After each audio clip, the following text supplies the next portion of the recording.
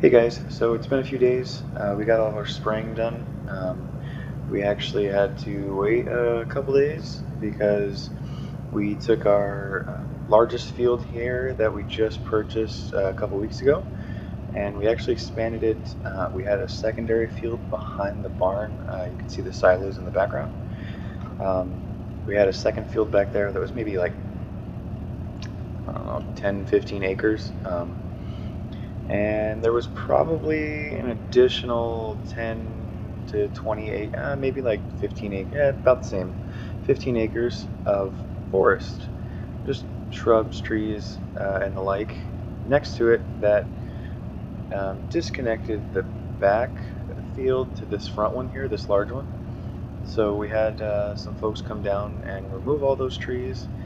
Only took them about a day or so, and we actually tilled out a bit of a field to just connect the two, to make it all into one large field. Now I believe this field here is about, with the addition, probably looking at about 70 to 80 acres. So that brings our total operation up to about 155 to 165 acres. Quite a good difference there.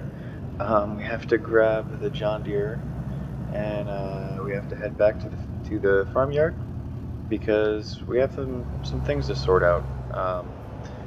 There's the Pro Till there. Love that thing. We got the triples back on the Fendt because we're just gonna need it for some drilling. I think it's early spring, so I'm thinking I want to do this entire field here. I might do soybeans. The alfalfa is still growing. I don't. I think it's in its later stages. We might leave our main two fields up here by the farmyard as alfalfa for a little while. That way we can get away with a lot of silage. Those silos can hold quite a bit. So I think it would be a good idea to do that. We will probably plant the soybeans in that field there, and yeah, go from there. Other than that, I think we've caught you up to speed. I mean, we got this little little nurse trailer. We were using the flatbed for a nurse trailer, but it was kind of hectic.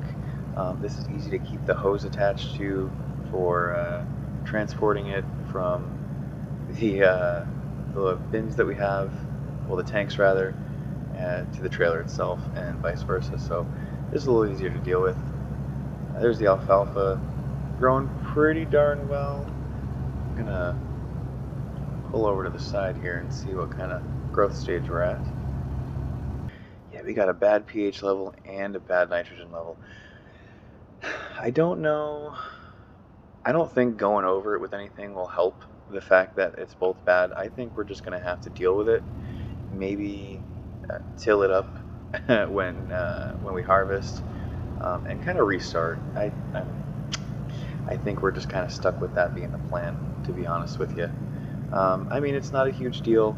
It's going to turn into silage, and that has a large output anyway, so that's whatever, to be honest. I'm not sure what in the world's happening down there, but we'll have them figure it out on their own. The 4440 did honestly a fantastic job of spraying. It covered all of our acres pretty darn quick, so I think we're going to go ahead and keep that around. Alright, so we're just filling up the drill. We had to throw a few hundred bushels of seed in there, but that should be everything ready to go for soybeans. We're going to go ahead and bring up the auger now. Wonder if it's going to bump the bottom of that trailer. I'm not entirely sure. It's always a guessing game with this thing. Nope, we got it. Alright. So we're going to take the 1050 and the Borgo, and we're going to head down as gently through here as possible. We're going to head it down to the large field and get to drilling some soybeans. Full load in the cart,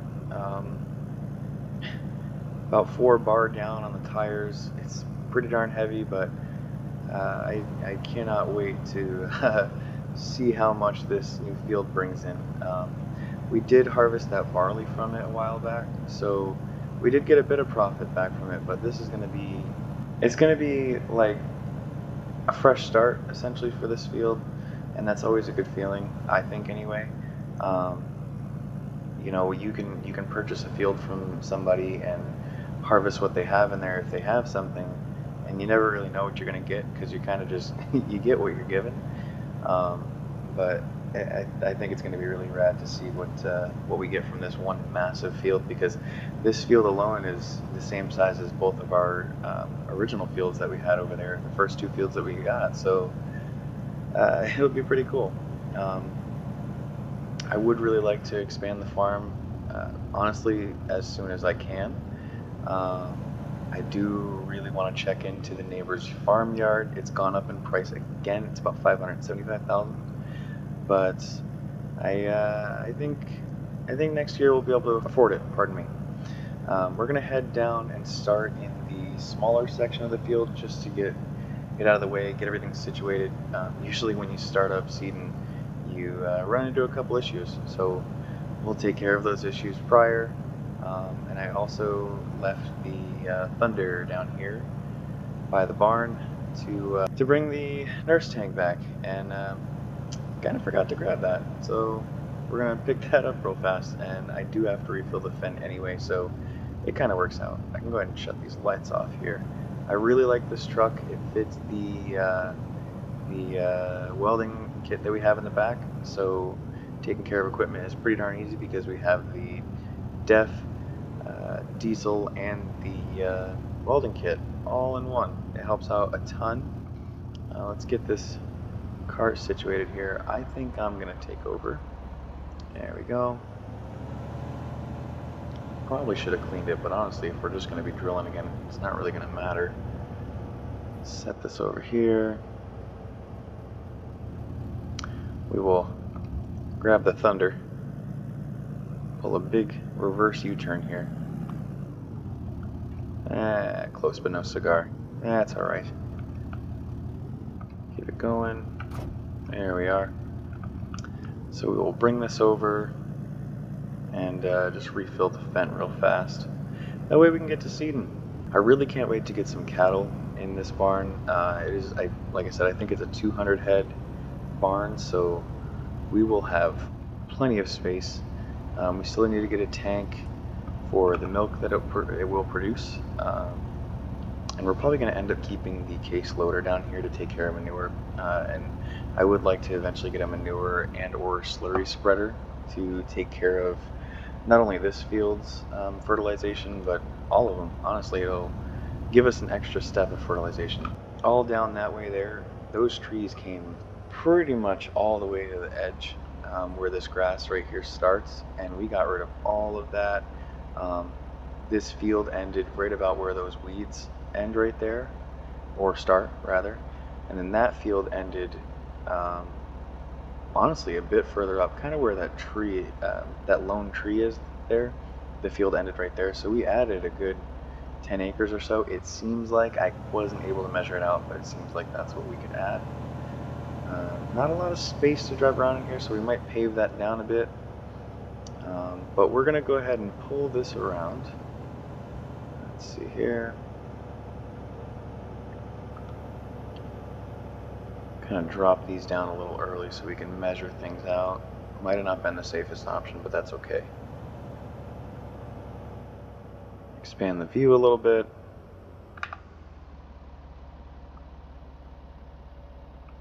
Everything is looking good. All right. I'll pull this up here ever so gently.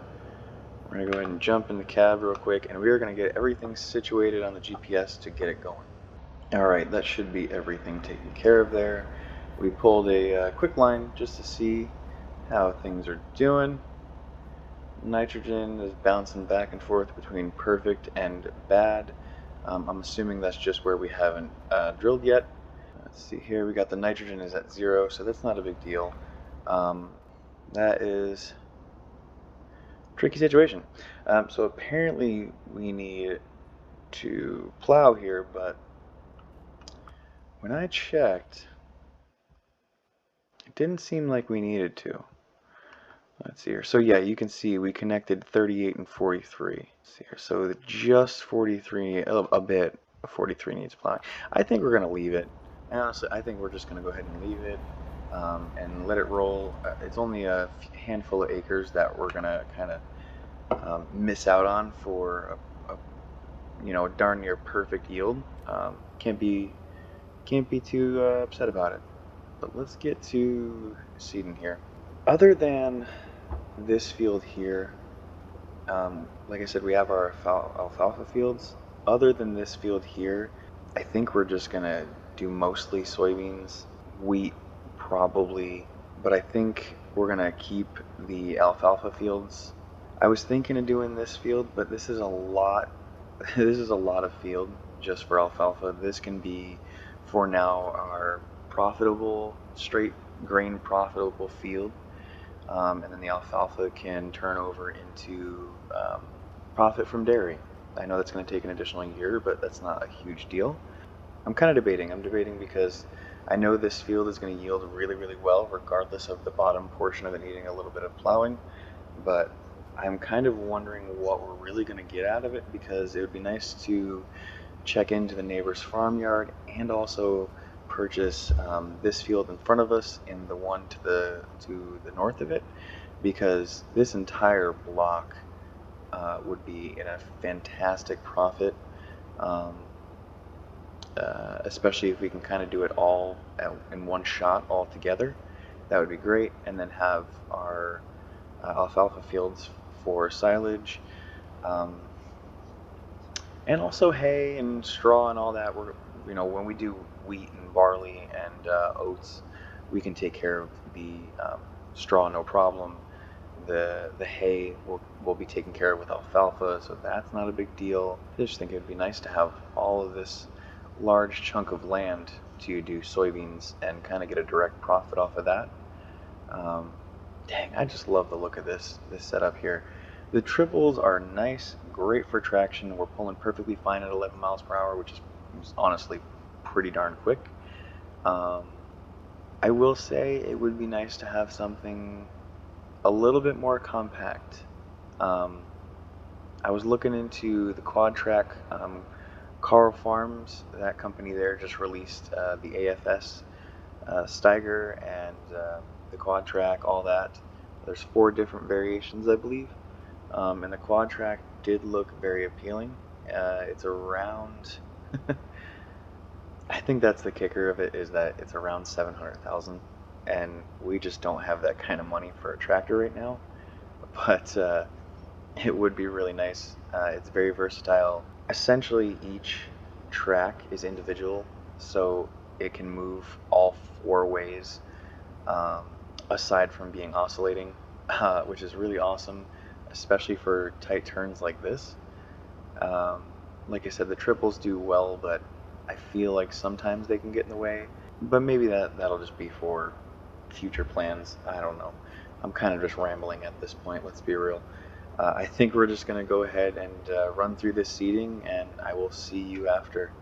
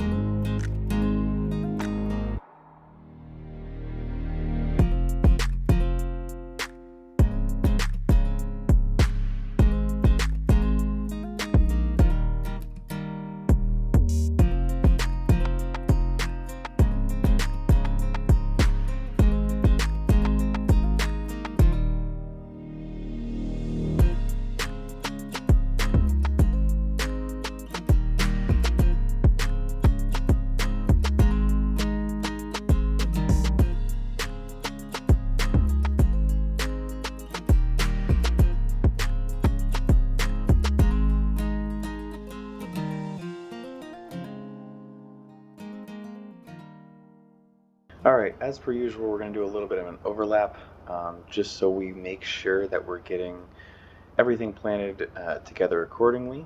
I think we're going to bring it around this bend here and stop the tractor and hop out and check on everything, check on our pH and nitrogen levels in the more so the field 43, or I'm sorry, the field 38 area. I know that they're going to be a little awkward in the 43 area because of the need of plowing. We already got around one headland, so that's not too bad for about, I don't know, 6 minutes or so. I'm noticing that the 1050 is struggling going up hills with this a little bit. Not too bad, we're not getting a lot of slippage at all, but the power just doesn't seem to be all there. So that's kind of that's kind of more pushing me in the quad track route or even the 9RX. But again, future plans, guys. Not a big deal. Let's go ahead and stop here, jump out. So nitrogen is looking bad and yet okay. All right. I mean, it is soybeans. They kind of take care of their own nitrogen, so I don't think I'm going to really have to worry about that aspect there. The pH value is what I'm going to worry about the most. So probably after we seed this here, before anything starts to grow, we will jump in the TA80 and bring some lime down here and take care of the pH value at the very least. See here, we're dropped down to 8-9 miles an hour for a quick second there going up that hill. Are you okay, Fent? Are you alright? Are you strong enough to do this? I think he's going to be okay. But I think we might just have to upgrade in the future. Pretty darn soon here, guys. Just because I want to have everything run as smoothly as possible. Honestly, from where we started with this farm to where we are now, I am pretty darn happy about it. You know, we started with a little plot of land, a shed, a house, not even a bin. I can't even remember what we started using. I think grain bags or something. We borrowed the neighbors' bins for a couple days of our first harvest. That was kind of hilarious. We started with some smaller tractors, and we still have a couple of them, so we haven't changed a whole lot, but seeing where we are now with the big war go, we got the 76-foot. I honestly just realized this too. A couple days ago, I was calling this the 84-foot when we can't even get that. It's either the 76 or the 100. It would be awesome to have the 100 in the future, but I couldn't justify having a 100-foot drill when we only have 160, 170 acres. That's not even appropriate. Maybe when we get to like 500 acres or so, that would be far more appropriate, but I feel like that's going to be much further down the line. But enough of my rambling. That's kind of all I've been doing in this video here.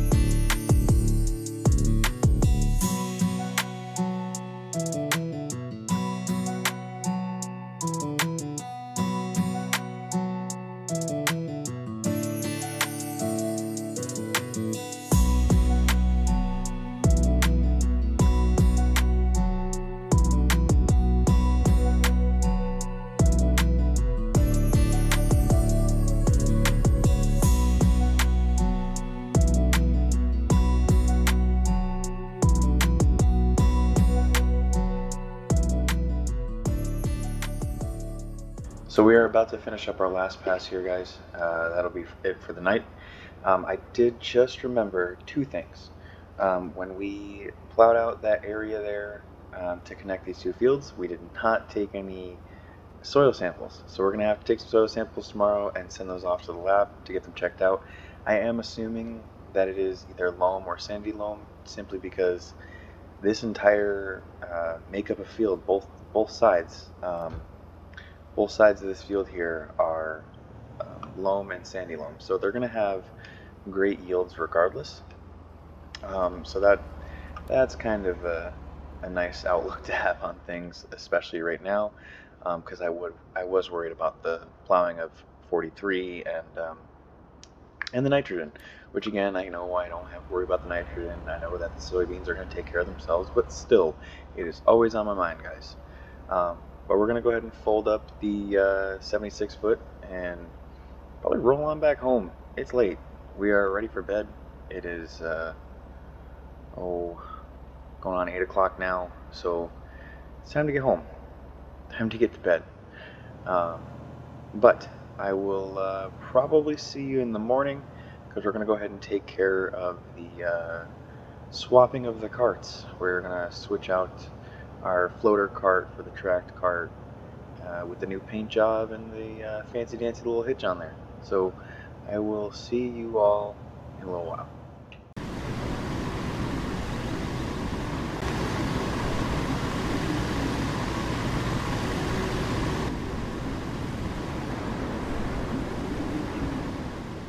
Good morning, guys.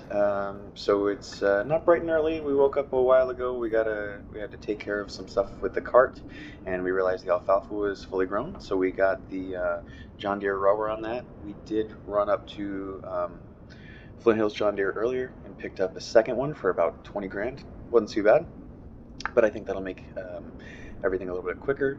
A couple other things. We realized the setup that we had for feed at the barn we had going on wasn't really going to work out if we're going to keep running alfalfa. So we had I forgot his name, but there was someone that was working at Fairbanks Co-op that figured they could just get us situated with some new harvester silos to ferment. So that'll help out a ton. They're currently working on those. They should be done by the end of the day. Two I wouldn't say very large silos, but they're going to hold quite a lot, which is awesome. They'll be positioned a little bit to the right of where we had the old silos, the old feed silos, but they'll be newer. They were a little bit more expensive, but we're going to be able to pay it off next harvest, so that's not a bad deal. I honestly think they're about 200,000 a piece. It's fine. It's honestly, guys, it's fine. It's all right. Not a big deal. We just won't tell, we won't tell the crew about it. It's fine. It's all right. But we are running up to Flint Hills John Deere. We're going to go ahead and pick up the new cart.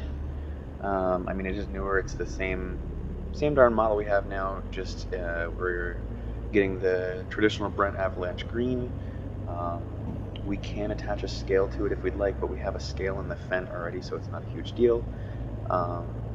And it also has the rear hitch to make getting into tighter corners and tighter areas with the 9240 a little bit easier, so we can attach the header on it a lot easier.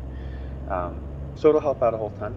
So our other truck there wasn't really compatible. The hitches didn't really line up very well, they said, on the fifth wheel, so we had to run back down to the farm. Thankfully it's a close drive, and pick up the big boy here. This Kenworth, can pull anything, so I'm not super worried about it. It's just, that's such a bummer to have to run all the way back down to the yard just to grab a different truck. But we're going to go ahead and pop on the flashers here and get to bringing this cart back down to the yard. We're going to have to load up our other cart. We're going to back up to the yard, or back up to John Deere. Day of running errands.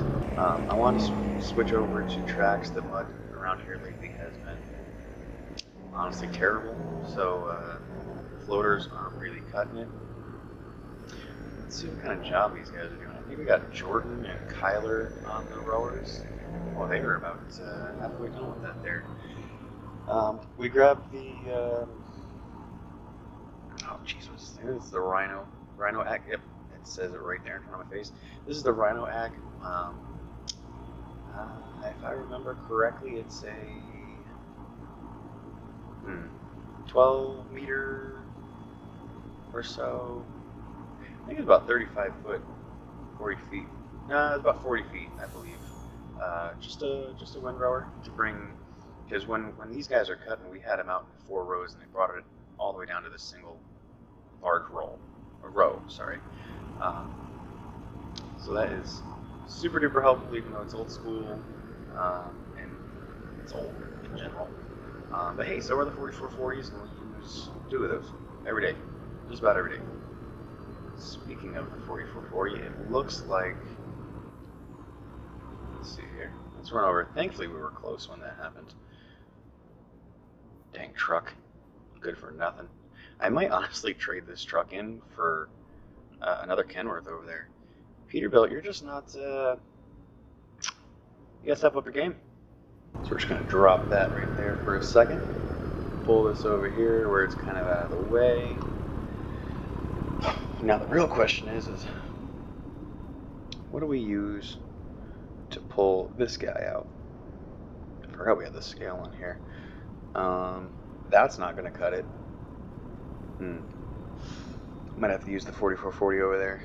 That is kind of obnoxious. No, it's got gas and all that. It's gonna be fine. Gas, diesel. Wow. I can't think today, guys. I'm sorry. Didn't. Oh man, we're gonna drag a hose on the ground. You know what? If anybody else was in the yard, I'd be getting yelled at like crazy. Let's not hit that trailer. Let's not hit that. Close calls here, guys. Close calls. We should probably. Can I? Wonder if I can bring that back around there. Oh. There we go. There we are. Detach that real quick. Bring this guy on over, and we'll pull the grain cart off, and we will pull the old grain cart back out of the garage there and get this all situated. Ooh, we need to update the brakes on this, my friends. Wow. There we go. Should be good. Pull this on down nice and gently. Let me see. You know what, I kind of had oh, that's what I was looking at. I like that a lot. So these tracks, I guess oscillate is the word. I am so bad with words, guys, I'm sorry. But they move on their own, individual from the cart. The J&M cart we used to have back in the day did not do that. The tracks were stuck in place, and if you were going down a slough or a ditch or something, you would get stuck. You'd typically get stuck. It was a real bummer. Honestly, I should probably wash this off real quick. Just do a little quick pressure wash before. Is that? Pretty sure the Patriot's tire is a little low in air. Let's see here. Noticing things from afar. Sorry, guys. Let's see here. We'll bring this out here. Here we are. The next big thing we have to do this week is get lime down to the soybean field down there, the 43 and 38 connect. It's about, I would say 85 acres or so, and we have about 80 acres of alfalfa up front here, just for some comparison. Looking good. That was a quick and easy wash. We have to get some lime down there. I believe it's going to be about 94,000 liter or so of lime, so that should be, oh geez, how many tons is that? I can't even tell you anymore. I'm so bad at this conversion crap. It's probably going to be a couple truckloads of lime, honestly, with the TA80. The TA80 is about 13 ton. Probably going to be about 3-4 truckloads. I'm going to have to do my math on that one and get back to you guys. I should really just make a chart. Honestly, I should, shouldn't I? I should make a chart of all the conversions for how often we do them. because everything, some of these implements go by liter, some of these implements go by bushel, some of these go by tons. So there's really not a set schedule for us here, a set way to work. But I guess, that's just farming. That's just farming. Let's lock this in place here. We got some chocks on there. Perfect. A little flat in the tire, but that'll be all right. We're gonna pop the lights on here, and we're gonna run back up to John Deere to drop this guy off. I think money-wise we are pretty square up, so we're not gonna have to worry too much about that. I love the little sign we got. We're not gonna have to worry too much about that. We should be set. I will see you right back after we run up there. Back at the yard. Looks like they're making good way on the first alfalfa field there. I did check in. I think it's Kennedy in that one and Kyler in the other one. Doing a good job. A little getting on my nerves, but doing a good job regardless. Let's throw some diesel in the truck here, and then we are going to take that guy over there, run it over to the barn, and see how things are going over there. I'm pretty sure they said they were done with the silos, but we'll go ahead and take a peek anyway. Probably gonna go ahead and get the Kenworth connected back to the Load King, and give him a good wash down before we head over there. And then honestly, I should probably do that with everything that was used last year. We haven't really given anything a good wash. Go. Get the hoses reconnected there. Pull this up into the middle of the yard. Give this a quick rundown real fast. There we are. That was a real quick shut off. That was kind of sketchy. Toss this back on the windrower real quick. It's so weird because we have rowers and then we have a windrower. I mean, I guess you can call them mowers, but they're not. Whatever. Semantics. It's all the same darn thing. Correct me if I'm wrong, I suppose. But I just feel like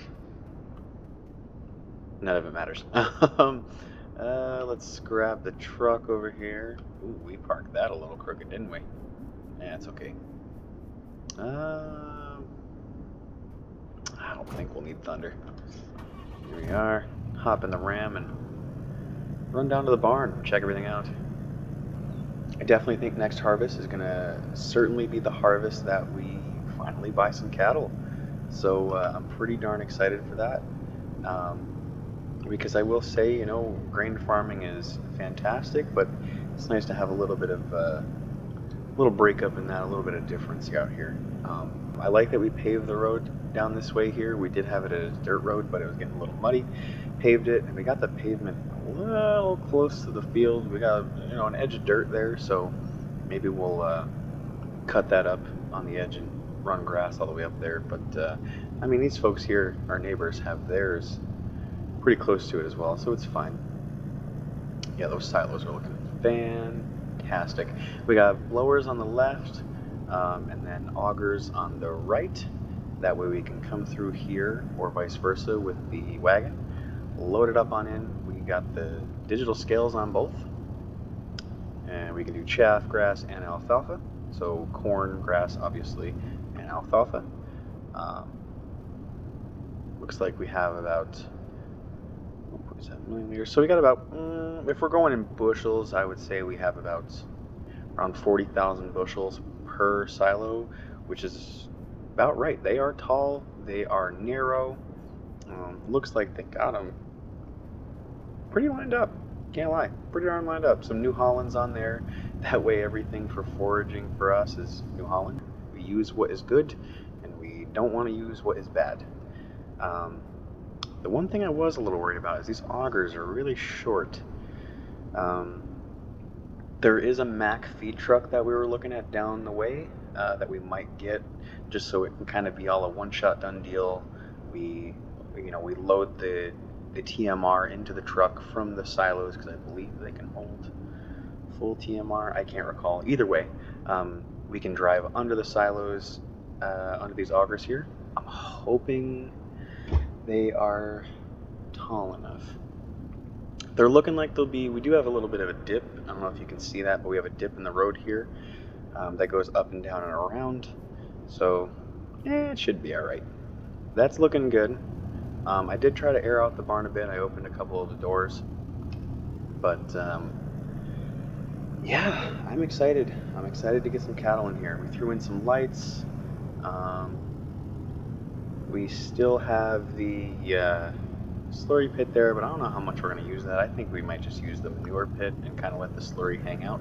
Maybe we'll use it here and there, but that's just kind of, it's a bit excess when we already have a sprayer. We have the spreader, and then we'll also have a manure spreader. I don't know if we'll need slurry, but maybe, honestly, we'd go slurry. I think we'd go slurry if we found something with a wide enough workable area, to be honest. But I haven't really seen much, so we're gonna run back to the farmyard, hop in the 4440. Actually, it looks like we should probably bring the Thunder out to the field and refill those guys real fast, and then we'll hop in 4440 and get to windrowing. So we're gonna jump over there and do that in just a second here. All right, so those guys are grabbing some food. We are going to refill these here one by one. All right, that one should be situated. Let's bring Thunder on over to the other one here. I seriously do love these things, guys. Like they work fantastic. They're quick, about 10 mile an hour cutting speed, and they're just so versatile. They turn so easily. They're so simplified. Let's go ahead and let these guys jump back in here. There we are. And jump back in this one here and get them all situated. There they go. Awesome job. It does look like we're running short on daylight, so I think so. What do I want to do? I think I'll get a little bit of windrowing out of the way, but I did also just get a call from the guys up there at John Deere, and they have the tracks for our 9240. So we're also going to be switching that from floaters to tracks as well. Like I said, guys, I want to get rid of the floaters. I really liked them at first. We're going to keep them for the spreader truck because it's not a huge deal that it doesn't have floaters, or that it has floaters. I'm sorry, that it has floaters because it's not going to be running through crop and through mud. Usually when we take the spreader out, it's very dry, so we don't have to worry about that. But I would like to put them on the combine. Go ahead and run through windrowing. I'll let you check a little bit of that out, show you how it's, show you how we're going to run through it, and probably when we come back, we'll see if they have those tracks delivered so we can get those situated. That was a large, whoops, probably shouldn't have gone over that. And we were always wondering why in the world are the suspension connections on the 4440s trash. Well, it's Josh's fault. My bad, guys.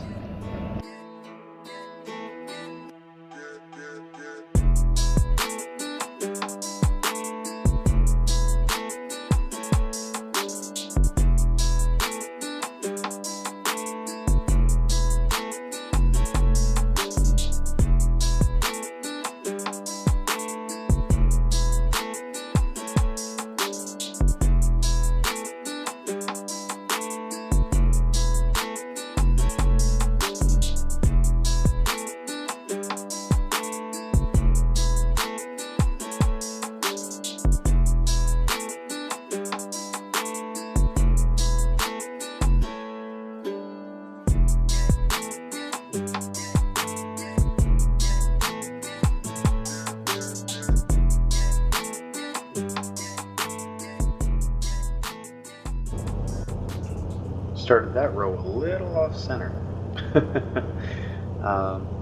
So we've been rowing for a little while here.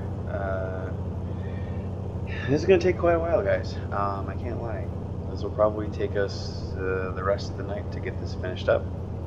I don't know if we'll have time for the 9240 tonight. Maybe tomorrow, maybe this weekend. This weekend is Valentine's weekend, so we're not really going to be doing a whole lot. We won't really have to be doing a whole lot because everything will be pretty much done by tomorrow, I believe. But who knows? We'll see if we have some stuff to do on Sunday. Like I said, the longest portion of this whole thing is going to be the pickup, picking it up with the New Holland box because it doesn't hold very much, and it's quite the haul from these fields all the way down the road to the silos. So I don't know if I'll make a video for that because it's just going to be real tedious work. Maybe we'll do a little time lapse of it in the middle of the video, but I am unsure as of right now. But I think we'll just cap this video off here. I hope everyone has a great weekend. I hope you all stay safe and have fun. And yeah, that's about it, guys. Take it easy. Be safe.